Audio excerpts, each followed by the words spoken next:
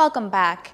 In the midst of promising economic reform coupled with a downward trend in crime, Attorney General Carl Bethel revealing to the legal fraternity at the opening of the legal year this morning that the conviction rate has shot up 10% compared to 2017's 60% rate of convictions. I'm pleased to announce on this legal and independent commission the conviction rate for serious offenses has gone up last year from the 60% achieved the year before, and now has been documented at a rate of the 70% conviction rate. I wish to commend Mr. Garrison and his very fine team of prosecutors for the excellent work that they continue to do, serving the cause of justice and the people of class here. The AG also giving some promising news to the judiciary that they will soon operate from a new location at a somewhat of a judicial center. And to achieve this, we intend to acquire additional facilities in the Nassau area of the city magistrate. As part of the city center project, Most Honorable Prime Minister has also recently announced his government's intention to erect a new Supreme Court building on the site for the post office building, and this will be done by virtue of the statutory private and partnership. And so we come forward in the coming months to see the proper judicial complex fit to house all activities of private circumstances.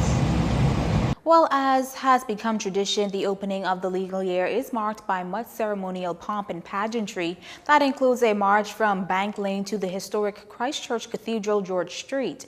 Giving his first such address here in New Providence was Rector Reverend Harry Bain, who charged that in the face of the political victimization, payback, and spitefulness of successive governments, lawyers must be the bulwark against oppressive governments. You are to speak up and be the defenders of the rights of those who cannot do so for themselves.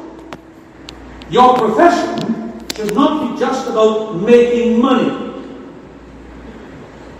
Get involved, give back, do pro bono work, be the legal guardians of the nation, help the poor, the disenfranchised, the victims of society.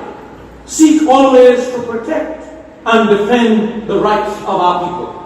The legal profession, he said, must also be spiritually serious, intellectually, and zealously driven. Strive to positively maintain the church-state relationship in harmony by committing yourselves to enabling more citizens to understand the law. Through partnership with other institutions, the legal profession can encourage discussion, debates, and symposium at all levels of society, creating greater awareness among our citizens of their legal rights in the application of the law. And as leaders, the lawyers were further admonished to employ the highest moral and ethical standards. Demonstrate that principle really matters. Deal with disagreements and matters of discipline in your profession in a manner that is fair, decent, and honorable. Under no circumstances should you be seen or perceived to be individuals who can be compromised. In news from the courts tonight, 23-year-old Coral Harbor Close resident Keisha Horton and 32-year-old Malcolm Road resident Charmaine High were this afternoon charged with stealing by reason of service. The particulars are that on Friday, June 1st and Saturday, June 30th, 2018, the pair stole $7,000 from Barbara Presenti and Lucy Butler. The two accused pleaded not guilty. Bail was not granted. They can, however, apply to the Supreme Court for bail. Horton and High returned to court on March 5th. And 11 fatal and 9 non-fatal police-involved shootings in 2018, and after each, a community is left resentful, demanding answers from authorities. But as Police Chief Anthony Ferguson candidly put it when questioned on the issue during his annual press briefing Tuesday, in the war on crime, these things are bound to happen. In any war, there are casualties. casualties. So if you are confronting the police, more than likely there would be casualties. And there is a judicial part of the system that will adjudicate over that. Body cameras are in part expected to hold officers accountable. As the commissioner initially explained, officers wearing them will not be able to alter the images, which are to be downloaded at a different location. We believe in being transparent. And so very, very soon you will see body cams being worn. That is we are very, very close to acquiring that. I spoke to you, I know you may say that Commissioner told us about testing body cams for a little while, yes. But I can tell you that it's much closer today than it has been. And so you'll find that the Ministry of National Security will be making a statement on who should get the contract to be awarded the contract to provide the body cam for the Royal Bahamas Police Force. Tens of thousands of dollars worth of marijuana seized and the alleged culprits behind the cultivation busted.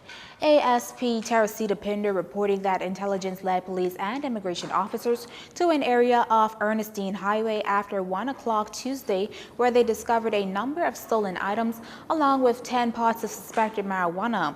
Authorities said the plants were between 1 and 3 feet tall. A 46-year-old man found in the area was taken into custody.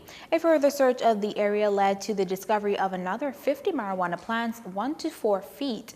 A 44-year-old man of Dundastown, Abaco was locked up as a result. Police pegged the street value of the plants at $30,000. Meantime, Grand Bahama Police are hoping to have similar success finding the gun-toting bandits who robbed a business on that island last night. We understand the mask-wearing culprits stormed the Logwood Road and Yellow Pine Road store after 9 o'clock and robbed the cashier of personal items. They also left with an undetermined amount of cash before fleeing the area. Any information that can help the police solve the matter should be phoned into the Central Detective Unit in Grand Bahama. The number there is 350-3107 through 12-911-919 or the nearest police station. You're watching JCN News. Stay with us. This segment of the news was brought to you by Alive.